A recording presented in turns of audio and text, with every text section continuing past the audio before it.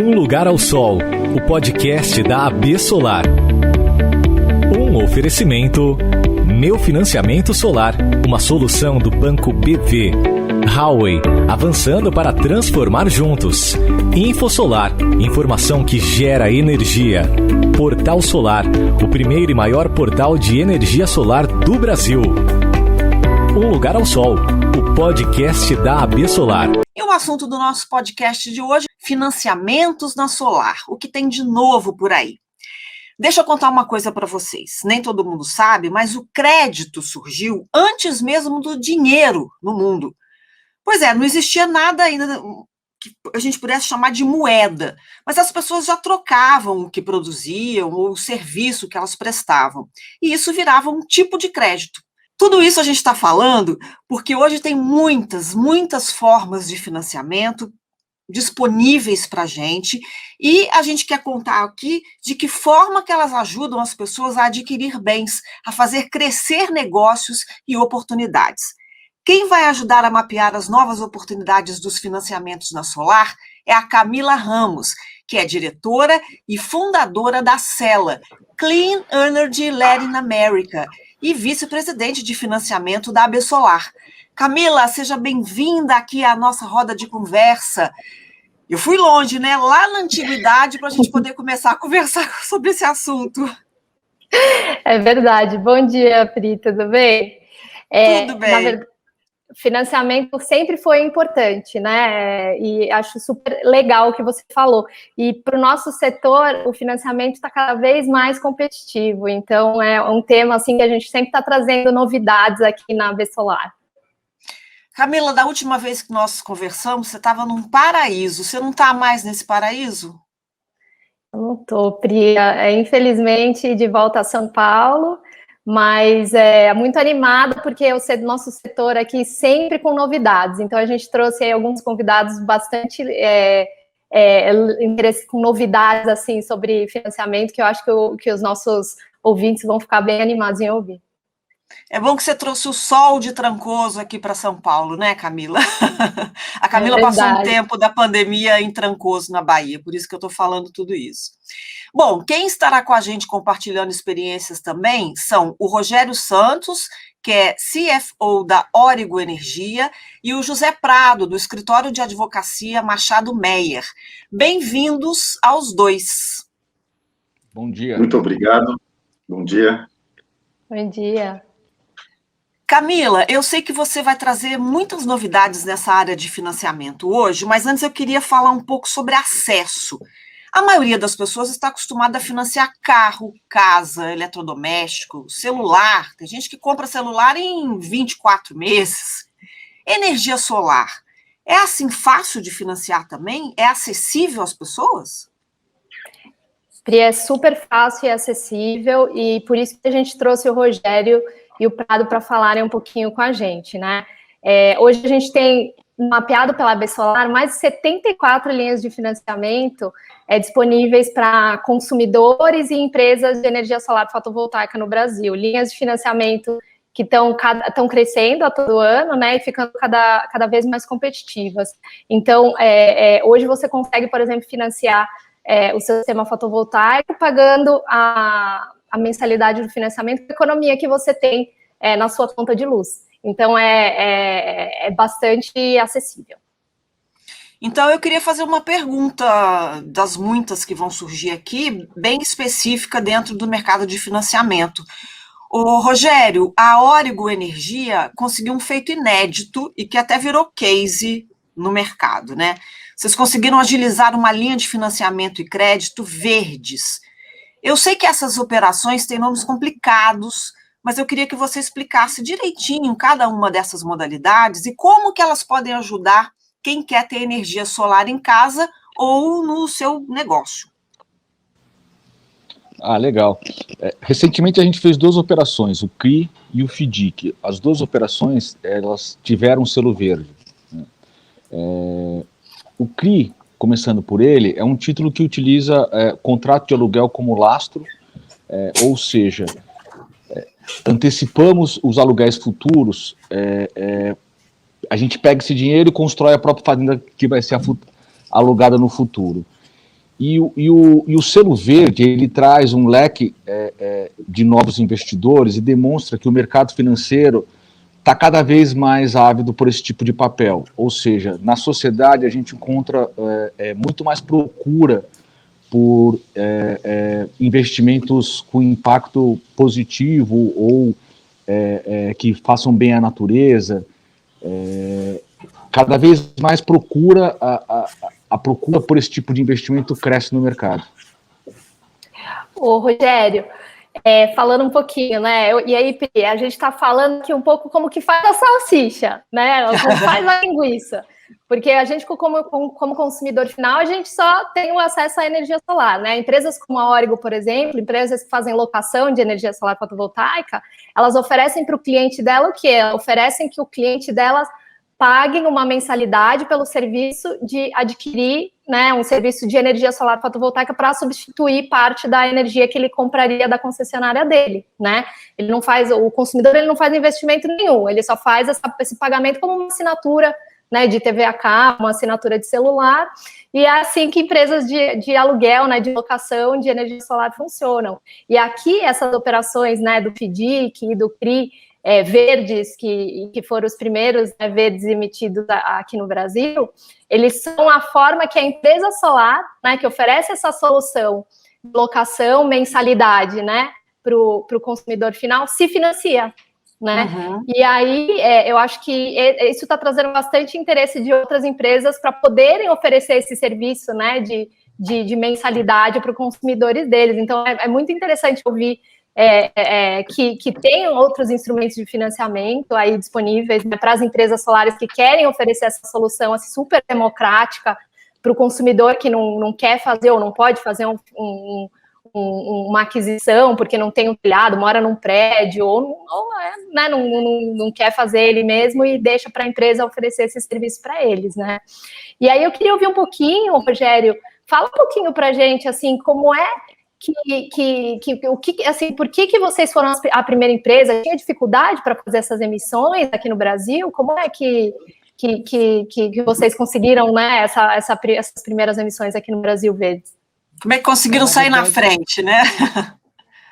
Na verdade, a gente sempre idealizou buscar esse tipo de investimento mesmo, né? A Origo nasceu, ESG, né? É uma empresa que só faz solar, né? Mas a grande dificuldade sempre foi fazer o mercado financeiro e os investidores, tanto a parte dos distribuidores de títulos, quanto a parte dos assessores financeiros, mas também os próprios investidores, entender um pouquinho o modelo de negócio e ficar confortável com os riscos do modelo de negócio. É uma coisa um pouco diferente, né? Quando a gente fala de empréstimos de infraestrutura no Brasil, você sempre tem um contrato de longo prazo e esse contrato de longo prazo subsidia o empréstimo. Aqui a gente não tem contrato de longo prazo, nossos clientes são extremamente pulverizados com contratos de curto prazo. Então, a gente brinca que é como se eu tivesse dois mundos dentro do mercado financeiro, um mundo de infraestrutura e um mundo de varejo, né? E a gente precisou juntar esses dois mundos para conseguir fazer essas transações. Tá, e falando de risco, né? E falando de risco, né, que você trouxe risco, eu queria trazer o Prado aqui para a conversa, né, que é de escritório de advocacia, e ouvir um pouquinho dele também. O que ele vê de riscos e de benefícios, oportunidades desse tipo de estruturações, Prado? Bom, primeiro, bom dia, muito obrigado pela oportunidade de estar aqui, é um prazer. Rogério, eu não participei especificamente da operação de vocês, então vou falar em tese, né? Obviamente, como qualquer operação de crédito, você faz uma análise da situação financeira de cada um daqueles consumidores, mas me parece que o crédito é muito pulverizado, né? E você, no final das contas, você tem um equipamento ali, né? Que você consegue, se o consumidor parar de pagar, você tem um remédio contra o consumidor, é isso? Sim, o equipamento fica em propriedade da Origo. A gente essa aluga a capacidade produtiva. Essa é uma das questões que eu tenho também. Quando você financia uma casa, você dá a casa como garantia. No caso do financiamento solar, qual é a garantia? Bom, eu posso falar pelos financiamentos que eu acabei de fazer, né? os financiamentos que eu acabei de fazer, eles têm o pacote completo que a gente chama de Project Finance, né, como se fosse um financiamento de projeto. A gente dá máquinas e equipamentos, ou seja, o próprio GSF como garantia, a gente dá fiança corporativa, ou seja, a holding Origo garante essa transação, pelo menos até quando a fazenda está em construção, até ela se conectar na rede. Depois a gente dá os próprios recebíveis vindos da fazenda solar, né, e dá também as cotas da empresa, né, ou seja, cada fazenda solar a gente coloca em uma empresa separada, né, para isolar os riscos e não ter contaminação sistêmica caso esteja algum problema. Então, a gente dá as cotas da empresa, máquinas, equipamentos e os recebíveis. Olha, recentemente a empresa Atlas anunciou o primeiro projeto de PPA feito em dólar. Isso era um desejo antigo do setor e que trouxe mais segurança para as operações. Camila, me explica primeiro o que é PPA e eu queria que você explicasse também na prática essa conquista e quais as expectativas que se abrem a partir de agora. Pri, PPA é o Power Purchase Agreements, né? A sigla em inglês, que é um contrato de compra de energia elétrica, né? Então, aqui no Brasil, né, para projetos, então, falando de geração centralizada agora, né? Os contratos os PPAs, né, que eram normalmente assinados entre os geradores e as comercializadoras de energia, eram muito focadas no mercado regulado, quer dizer, né, esses leilões organizados aí no mercado regulado. E a gente tem visto, Pri, um aumento super significativo do mercado livre para energia solar no Brasil nos últimos 3 anos, assim, e você poder assinar um contrato, né, um consumidor que tem interesse de assinar um contrato direto de compra de energia com o gerador, abrem diversas possibilidades, né? No PPA do mercado regulado, ele é bem, assim, padronizado, né? Então, ele é em reais, ele tem 20 anos, ele é indexado à inflação, etc., né? Ele tem algumas condições, assim, bem quadradinhas, bem padronizadas.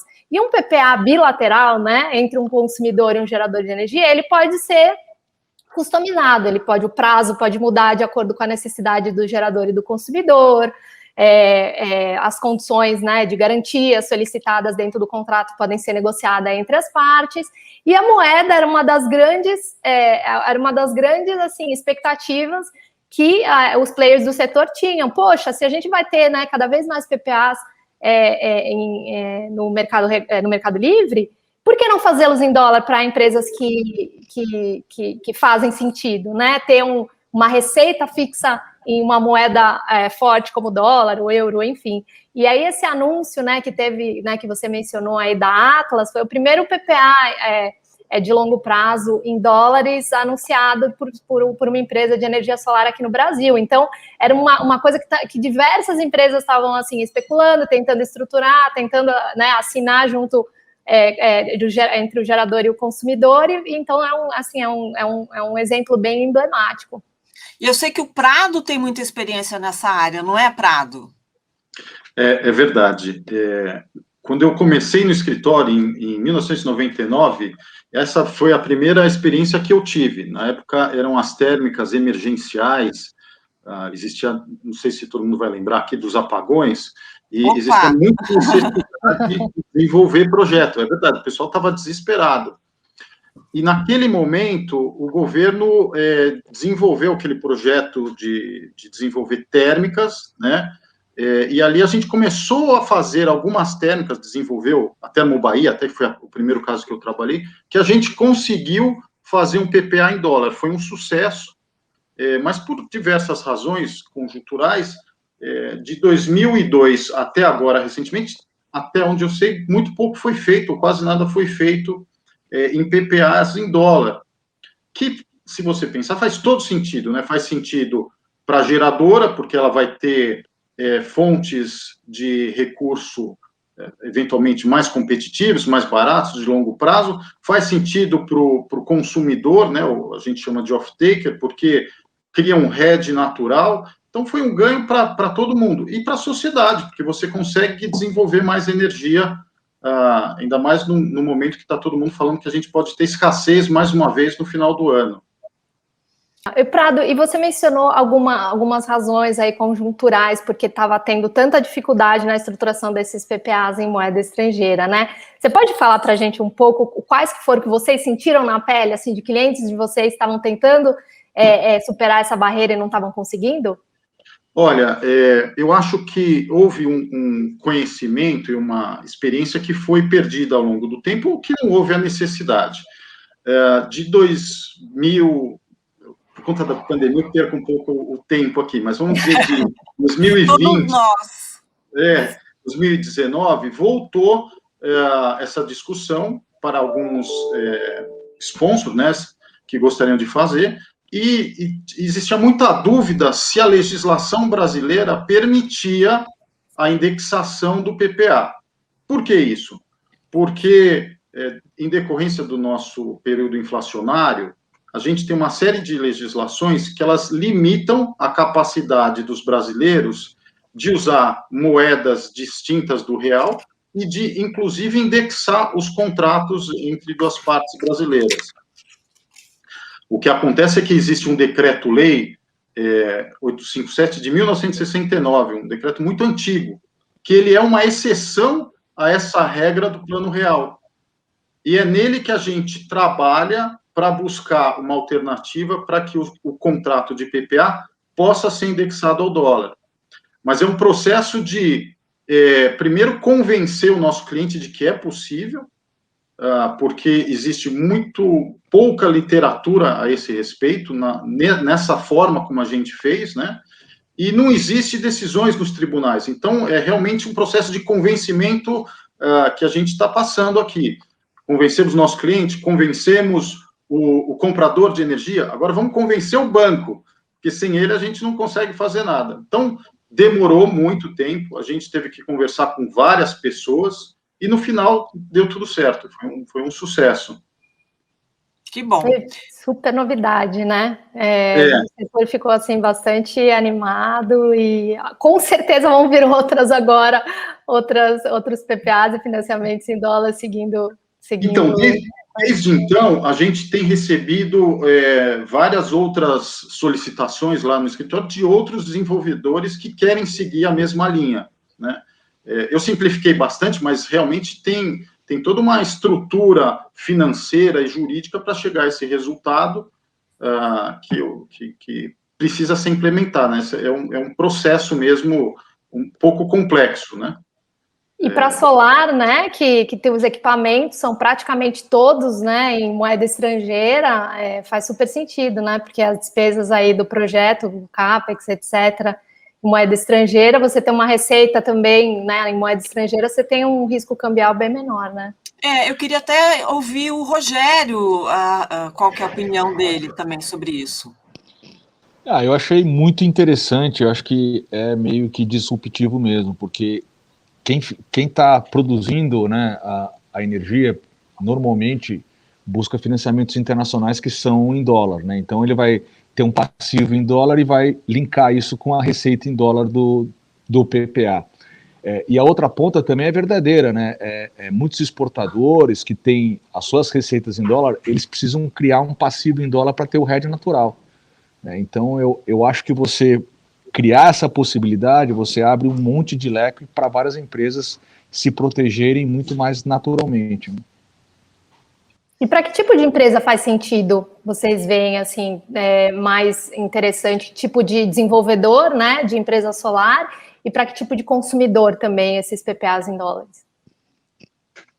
Olha, a minha visão é a seguinte: naturalmente, para as empresas que são exportadoras, no brain, com certeza faz sentido. Para empresas que não são exportadoras, é de se considerar também, porque você vai ter no mercado internacional linhas de crédito que muitas vezes são mais baratas e mais longas. Então, faz sentido considerar, pelo menos, essa possibilidade.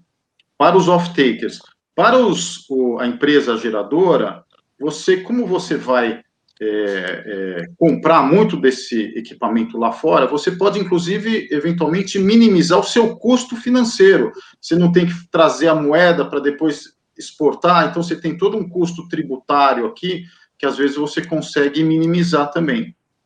E nesse sentido, o que eu acho que é muito bom é que o governo, de um tempo para cá, está tentando melhorar a legislação nesse sentido. A gente tem alguns projetos de lei para flexibilizar ainda mais isso, né? E permitir que diversos setores possam também usufruir desse benefício. Então, tem um projeto de lei que esclarece um pouco mais e amplia essa possibilidade de indexação, que já está no Senado Federal, desde o comecinho do ano, e a gente espera que ande rápido para facilitar, porque é um benefício para toda a sociedade. Claro. Pessoal, eu vou pedir alguns segundinhos para vocês para chamar aqui o nosso break e a gente volta já. O InfoSolar é uma plataforma de conteúdo, negócios e relacionamento que visa manter o setor solar fotovoltaico bem informado, educar os novos entrantes e contribuir com a geração de negócios e relacionamentos entre os players de toda a cadeia. Há 23 anos, a Huawei promove a contínua transformação digital a vários setores no Brasil. A Huawei acredita no futuro da geração de energia solar brasileira. Só em 2020, foram mais de 1,9 gigawatts de soluções Huawei para o Brasil, ajudando a impulsionar o setor. Conheça o Meu Financiamento Solar, solução digital do Banco BV para financiamento de energia solar, atendimento personalizado e praticidade para sua empresa. Aumente suas vendas financiando seus clientes. Acesse meufinanciamentosolar.com.br. Chegou a franquia do Portal Solar. Somente o primeiro e maior portal de energia solar do Brasil consegue oferecer o melhor modelo de negócio do mercado.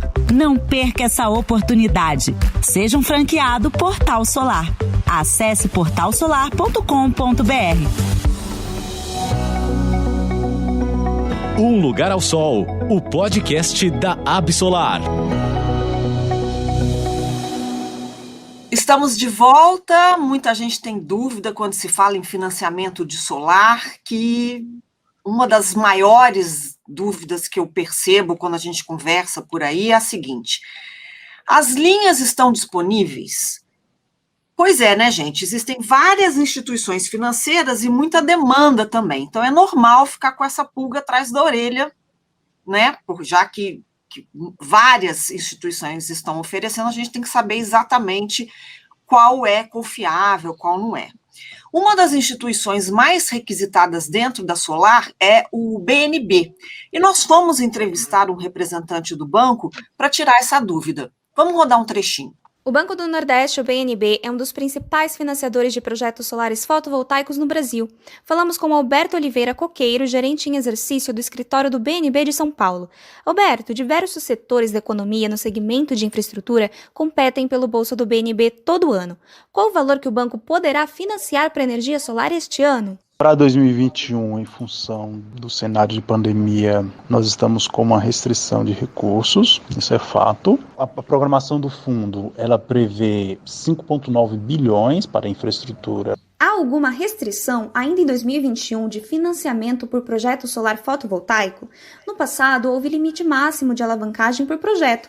E para este ano, esse limite continua valendo? Bom, para projetos de geração centralizada, nós imaginamos uma alavancagem de até 80%, né, considerando que os projetos de geração solar de grande porte estão enquadrados na atividade prioritária estabelecida pelo Ministério do Desenvolvimento Regional. Entretanto, em função da restrição criação de fund para projetos de grande porte, projetos qualificados como infraestrutura, nos quais entram os projetos de geração solar centralizada. Estamos limitando a exposição do BNB em 50%. Então, operações que estão dentro de casa, a gente prevê 50% de alavancagem de BNB, 30% com uma outra dívida, caso assim o investidor queira, e 20% de equity por parte do empresário. Essa situação está perdurando para os projetos que estão dentro de casa, em fase de análise, cujas propostas entraram em 2020 e início de 2021.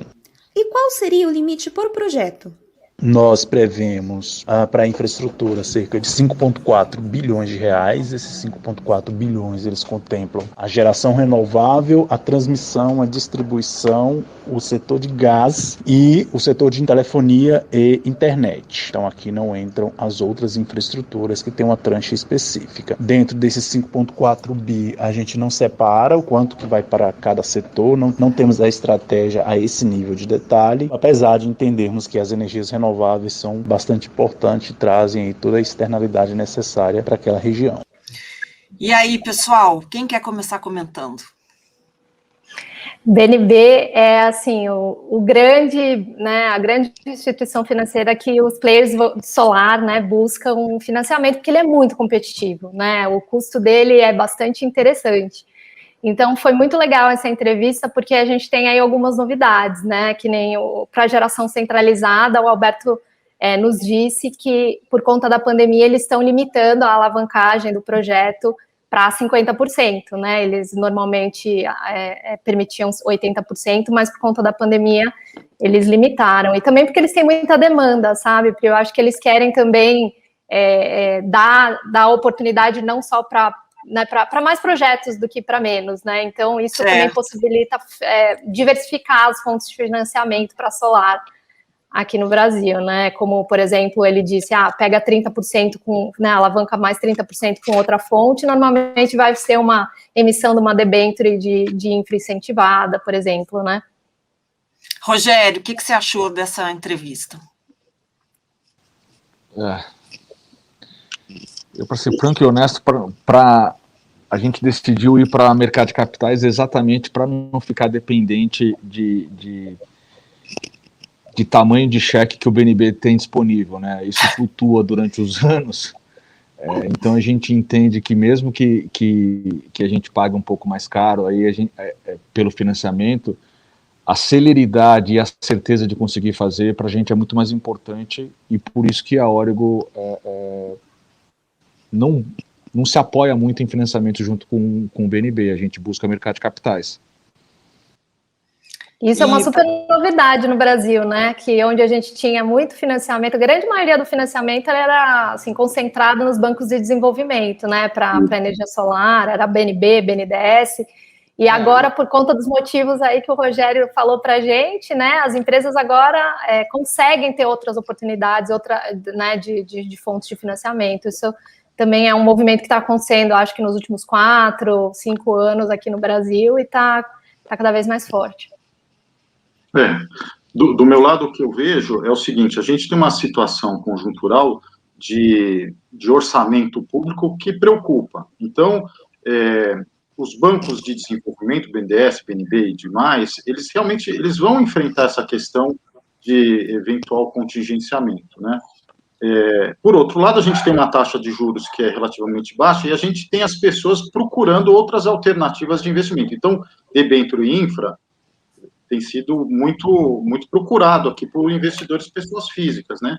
E, por fim, o meu último comentário aqui é o seguinte: essa possibilidade de você acessar também o mercado internacional, eu acho que vai ao encontro dessa situação, né? Porque se a gente tem limitação por uma fonte aqui, a gente está ampliando, dando mais possibilidade para novos desenvolvimentos, né?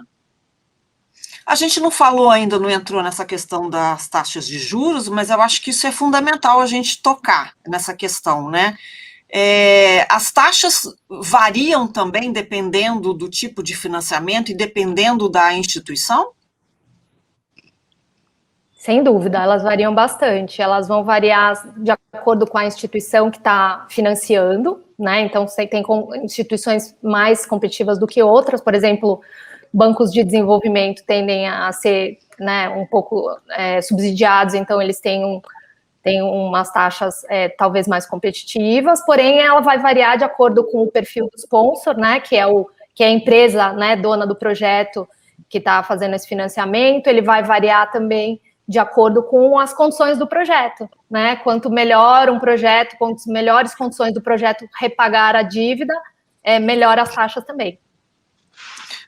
Se a gente pudesse fazer um comparativo, assim, por exemplo, com um empréstimo, uma taxa de juros hoje de empréstimo imobiliário, quanto que fica um empréstimo imobiliário e quanto que fica um empréstimo da Solar, por exemplo? É mais ou menos o mesmo valor? Não. Rogério, acho que você é a melhor pessoa aqui. Não. Rogério? Normalmente o que a gente tem visto, né, com as taxas de juros historicamente muito baixas, os empréstimos imobiliários eles têm saído aí entre 6% e 7%, né, pelo menos são as propostas que eu recebo na pessoa física ao ano, né. A gente, nas melhores estruturas que a gente tem aqui, por exemplo, o próprio BNB, ele sai ao all-in de mais ou menos IPCA mais 6,5% para a gente, e o CRI, o FDIC na casa do IPCA mais 9, IPCA mais 10. Tá. Ô, Pri, então sua pergunta foi super relevante. Porque, sem dúvida, esse é o futuro da Solar, né? O dia que a gente chegar em taxas de financiamento para projetos solares compatíveis com taxas de financiamento imobiliário, a gente vai estar num mercado muito mais maduro. E, sem dúvida, esse é o futuro. Assim, outros mercados mais maduros para solar também já chegaram muito mais próximos de taxas de financiamento imobiliário e solar muito mais próximos. Então, sem dúvida, a gente vai caminhar nesse sentido, eu não tenho dúvida. Tomara. Primeiro, as pessoas precisam saber que existe o financiamento, né? Eu acho que pouca gente sabe. A partir daí, as pessoas vão aderindo ao financiamento e a tendência é mesmo a taxa de juros diminuir, né? Vamos ouvir mais um trechinho da nossa entrevista com o BNB. Alguns players do setor estão discutindo que em 2021 o BNB está limitando o empréstimo por empresa. Alberto, essa informação é correta? Como algumas propostas estão sendo baixadas por condições de análise não atendidas, o banco está chamando alguns outros clientes que tinham cartas consultas negadas e, como uma estratégia especial, uma estratégia momentânea, a gente está limitando para os casos em que a gente está voltando a receber cartas consultas, estamos limitando a 150 milhões a exposição no grupo econômico. Então, se o cliente me apresenta um parque de geração renovável, seja solar, seja eólica, uma estratégia que estamos adotando para novos pleitos, naturalmente, especificamente em 2021, lembrando que ainda é uma estratégia para 2021, é limitar a 150 milhões o tamanho da dívida, o size da dívida para os projetos, para os parques compostos aí pelas diversas SPS previstas aí no pleito. Essa estratégia dita até então foi específica para a geração centralizada. No caso de geração distribuída, nós não temos restrição, prevemos aproximadamente 5,9 bilhões para o setor de comércio e serviços, que contemplam a geração distribuída em todas as suas modalidades, desde a locação, a produção de mini e micro geração distribuída de energia nos empreendimentos comerciais e de serviços. Qual o valor desse limite de empréstimo por empresa? Nesse caso, a alavancagem pode chegar a 100%, conforme o tamanho da empresa e localização do empreendimento, mas é comum que exigimos entre 10% e 20% de equity por parte do investidor. Mais especificamente, geração distribuída não entra na tranche especial de infraestrutura, então a gente ainda temos alguma margem de financiabilidade para esses projetos. Nesses projetos de geração distribuída, caso as empresas se enquadrem como grande porte, ou seja, cujos grupos econômicos faturem mais de 300 milhões de reais por ano, também estamos limitando a alavancagem a 50%, em situação momentânea, não pela atividade, mas pelo porte. Alberto, conta pra gente agora quais as novidades que o BNB está trazendo para este e para os próximos anos. Então, a novidade para 2021 é o preço suporte, o preço de referência para Mercado Livre e Mercado Spot. E para os próximos anos, estamos ainda definindo, imaginando que os percentuais de alavancagem do BNB e o tamanho da dívida volte ao que foi em 2019 ou próximo do que foi em 2019. Bom, pelo menos por essa entrevista, a geração distribuída não está limitada, né? Está sem restrição, né, Camila? É isso aí, Pri. Para a geração distribuída, ele disse, né, não tem limitação, inclusive a alavancagem, ele disse, né, quase 100%, né, eles têm pedido aí de 10% a 20% de equity do investidor, mas é uma alavancagem bastante interessante. Então, eu acho que o que limita mais, Pri, o acesso ao BNB na geração distribuída são os motivos que o Rogério falou, né? É a burocracia, né? Ele é um pouco, não é tão ágil quanto outras opções de mercado, né? Mas é uma ótima notícia, né, para o pessoal de GD que não tem que estar preocupado com o tamanho do bolso do BNB, quem quiser buscar esse tipo de solução. Agora, para a geração centralizada, realmente, né, a notícia aí para 2021 é bastante relevante. Então, a alavancagem ela fica só até 50%, né? Então, é uma alavancagem menor do que o normal que eles têm aceitado no passado. E essa limitação aí de 150 milhões por player, né? Então, esse número também é bastante interessante, porque grande parte, se não todos os projetos de geração centralizada, eles vão demandar mais do que 150 milhões. Rogério, quer comentar? Acho que só reforçar o que a gente já tinha discutido antes, né? Eu acho que pelo fato de ser um dinheiro subsidiado e de ser um dinheiro público, né? Acho que a burocracia faz parte de todo o processo, né? Eles têm que se cercar da certeza de que eles estão liberando para projetos corretos, né? Isso torna o processo todo muito moroso, né? Cada vez mais o público no Brasil se interessa por coisas ESG, e isso passa também por investir, né? Se você pode investir em algo que tem um selo verde, em algo que você saiba que está fazendo um bem para a sociedade, eu acho que as pessoas estão buscando cada vez mais isso. Isso vai fazer com que, naturalmente, o mercado financeiro substitua e diminua a necessidade dos players de buscar BNB. Eu acho que nesse caso você está falando em investir. Estar caminhando para isso muito rapidamente. Nesse caso você está falando em investir, investidor de bolsa, por exemplo, de procurar uma empresa que cumpra os requisitos do ESG. Não só investidor de bolsa, mas, por exemplo, hoje, se você for numa corretora, essas que trabalham pela internet e tal, você tem listado diversos títulos que eles têm selo verde. Então, você consegue investir o seu dinheiro em títulos que têm o selo verde.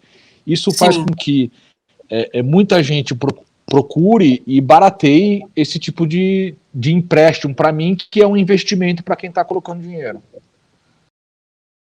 Tá certo. Agora, Prado, essa restrição que eles disseram na geração, não na distribuída, na geração centralizada, tem muito a ver com essa questão da gente estar no meio de pandemia, quer dizer, no meio de uma segunda onda de pandemia. Você acha que é isso? Eu acho que existem razões econômicas e políticas aqui, né? O meu entendimento é que vai existir uma falta de recursos do governo e ele vai ter que dar prioridade. E aqui é uma escolha difícil, porque o setor de infraestrutura é um setor muito estratégico, gerador de empregos, né? Mas, por outro lado, existem outras necessidades também. Então, é uma decisão muito difícil aqui para os nossos congressistas. E, como o Rogério falou, graças a Deus, a gente tem um mercado de capitais que hoje realmente está muito ativo. A gente tem operações aqui de novas ações ou mesmo de emissões de dívida que está, de uma certa forma, substituindo o BNDES e o BNB. Até recentemente, o valor de emissões de infraestrutura era muito superior ao BNDES, né? Agora, dito isso, o presidente do BNDES deu um discurso na semana passada que ele quer que o banco volte a dar mais prioridade a projetos de infraestrutura. Tomara que isso se materialize mesmo, é um setor muito importante.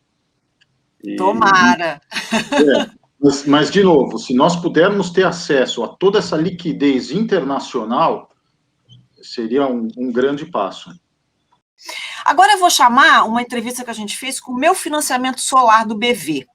nós perguntamos como que o mercado de financiamento está se preparando para oferecer novas oportunidades dentro do mercado verde de renováveis. Vamos ouvir. Realmente, linha de crédito é fundamental no setor de energia solar fotovoltaica, né? O Banco BV, através do meu financiamento solar, que é a solução digital do banco, trouxe uma acessibilidade muito grande à linha de crédito, principalmente pela forma simples de como opera, com previsibilidade de preços aos parceiros que ofertam lá na ponta. Então, entender como esse mercado funciona é fundamental para a instituição financeira. Então, o BV, na sua análise de crédito, se adaptou totalmente a identificar o perfil do cliente, analisar mais profundamente o que está motivando aquele cliente a solicitar o crédito, qual é o consumo que ele já possui na residência ou no negócio dele, se ele deseja compartilhar crédito com unidades, se está solicitando um projeto maior, o que está expandindo, né, no seu negócio, enfim, como que os prazos mais extensos e carências auxiliam no processo decisório do consumidor final, né? Tudo isso é analisado muito de perto no gerenciamento do produto financeiro, né? Então, com isso, o financiamento com energia solar BV, ele consegue se adaptar realmente a entender todos os estágios e necessidades desse segmento. Estrutura, modelo totalmente preparado para acompanhar a crescente do setor que evolui a passos largos, né? Então, atualmente, a nossa linha vai até 3 milhões de reais, que é capaz de atingir toda a cadeia da geração distribuída, público, pessoa física, jurídica, diversos portes de projeto. Ô Camila, você que está sempre acompanhando os números do mercado, o que tem de novo? Quais são os estudos que vocês têm feito pela Cela e que trazem um recorte interessante para o cenário de financiamento na solar? A gente faz na Cela anualmente um levantamento do volume de financiamento para projetos fotovoltaicos de geração centralizada, né, e de geração distribuída. A gente entrevista as principais instituições financeiras, né, para entender como é que elas estão financiando, quanto que eles financiaram e etc. Em 2020, Pri, teve um aumento de mais de 35% no volume financiado para projetos solares, né, GC e GD, e a gente conseguiu mapear, né, instituição financeira que nós entrevistamos, mais de 7,5 milhões de reais. E desse valor, desses 7,5 milhões financiados, 55% mais ou menos foi para GD e 45% para GC. Apesar dos projetos de geração centralizada serem projetos maiores, a gente tem, né, um número aí de projetos enorme de geração distribuída. Então, é bastante animado, né? A gente está acompanhando um forte crescimento no volume de financiamento do setor, né, todo ano, como um todo, né, e todos os segmentos do setor, GC e GD, e também uma melhoria das condições de financiamento. Rogério e José, não sei se vocês já tinham acesso a esses dados, o que vocês acharam aí que a Camila falou? Cada vez mais, né, tanto os players que fornecem como as pessoas que querem adquirir, elas vão buscar isso, financiamentos que melhor se adequem, e o mercado amadurecendo, provavelmente o que vai acontecer num curto espaço de tempo é que cada vez mais as necessidades, tanto do financiador quanto do tomador do recurso, se encontrem e eles cheguem a um produto muito mais maduro, que tem uma capacidade, uma volumetria muito maior. Prado. Eu acho o seguinte, essa indústria de energia renovável, ela está crescendo numa velocidade astronômica, assim, muito, realmente, e cada vez mais vão surgir outras formas de financiamento, consequentemente, produtos também mais baratos. Então, eu acho que a gente está num círculo virtuoso muito favorável ao setor, né? Ainda mais com toda essa consciência agora das pessoas da necessidade que a gente tem de preservar o meio ambiente. Então, acho que tem muito para crescer ainda, mas já foi um grande passo que foi dado. Ô Pri, e eu queria convidar aí todos os ouvintes para entrarem lá no nosso site da ABSolar, absolar.org.br/financiamento, e lá todas as empresas, né, ou consumidores finais também, que estejam buscando soluções e opções de financiamento, eles conseguem encontrar uma listagem ali, um mapeamento das condições de mais de 74 linhas de financiamento para solar, que a associação mapeia, e mantém atualizado. Gente, o papo está ótimo, mas a gente está chegando ao final do nosso podcast. Eu quero agradecer muito a presença de vocês aqui. Então, obrigada, Rogério Santos, CFO da Origo Energia. Obrigado a vocês, foi um prazer. Que bom. Obrigada, José Prado, sócio do escritório de advocacia Machado Meyer. Obrigado, foi realmente um grande prazer. Espero contribuir com vocês sempre que necessário. Obrigado mesmo. E Camila, obrigada mais uma vez pela sua companhia aqui, mesmo não estando em Trancoso, estando aqui em São Paulo. É muito bom ter a sua companhia. Obrigada, Pri. Hoje o sol aqui em São Paulo não é o mesmo da Bahia, né? Mas aqui no nosso território brasileiro o sol brilha aí todo lugar, né? O podcast Um Lugar ao Sol tem a apresentação de Priscila Brandão, que sou eu, direção e roteiro de Kika Tomás, produção de Camila Gomes e Vitor Fauri e gravação e edição da Compasso Coolab. Eu te vejo no próximo. Saúde e beijos. Um Lugar ao Sol, o podcast da Absolar.